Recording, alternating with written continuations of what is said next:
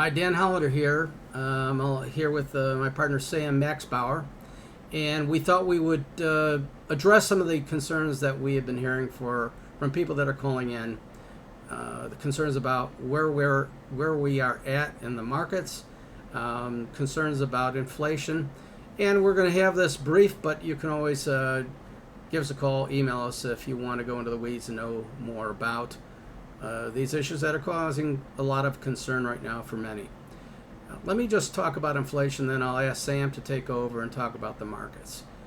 Inflation is a phenomenon where prices are going up. It is causing pain for many at the gas pump. It's causing frustration for people that enter grocery stores because things are more expensive. But let's try and first discern the difference between what is called core inflation and that which is called headline inflation. The difference is that headline inflation includes both food and gas, whereas core inflation, which is considered a more accurate predictor of long-term trends, does not include food and energy. So that the difference is right now about 2 percentage points. So if inflation right now is running 8.5%, it's closer to 6.5% when it comes to core inflation. Still very high, but the next question is this forever? Have things changed systemically? And the answer is we think not. It's no longer transitory, which Fed Chair Powell said last year in the fall, which means that he thought it would be here and gone. It looks like it's going to be around for a while. That means that it's going to be uncomfortable for those people who use a lot of gas, truckers, for example, or people that commute long distances. And it's going to be uncomfortable with those higher prices with regard to food. But we don't see this as a forever trend. And if we look at history for the past 70 years, inflation on average has run about 3%. We've had different period of times that it's been higher than that.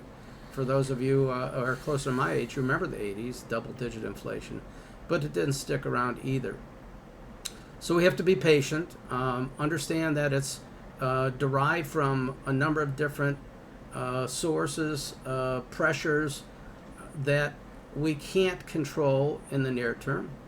Pressures such as supply chain that COVID generated, oil inflation due to the war in Ukraine.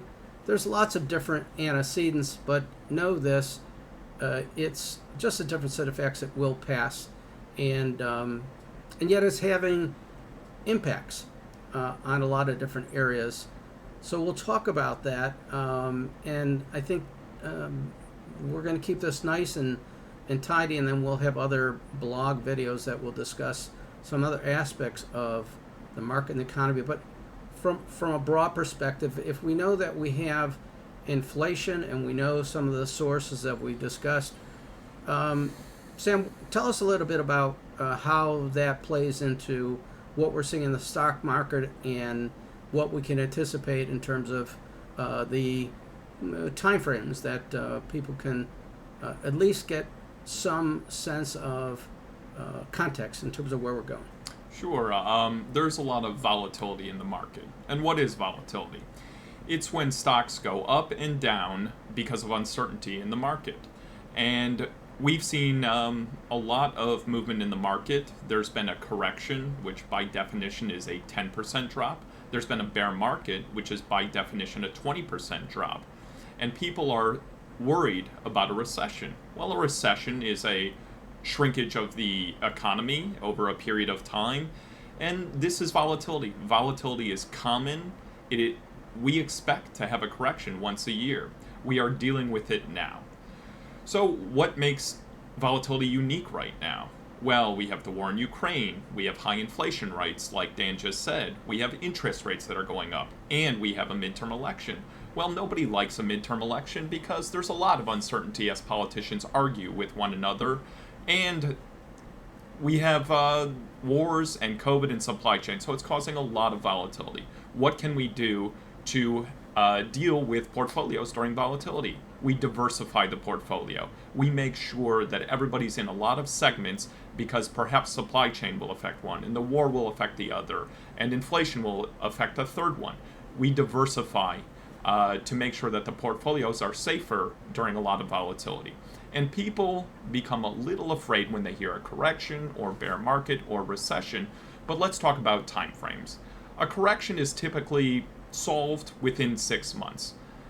Bear market is longer than that. A bear market is generally stays true for 6 months to 18 months. And a recession typically lasts 18 months to 3 years. An example of a 3-year recession would have been the dot-com bubble in the beginning of 2000s. So when there's volatility, the best thing to have is patience. We can buy stocks that are discounted, even though they're great stocks financially speaking. And we take advantage of the volatility because things can be discounted. If you have any questions, please contact us at Hollander Loan and Max Bauer.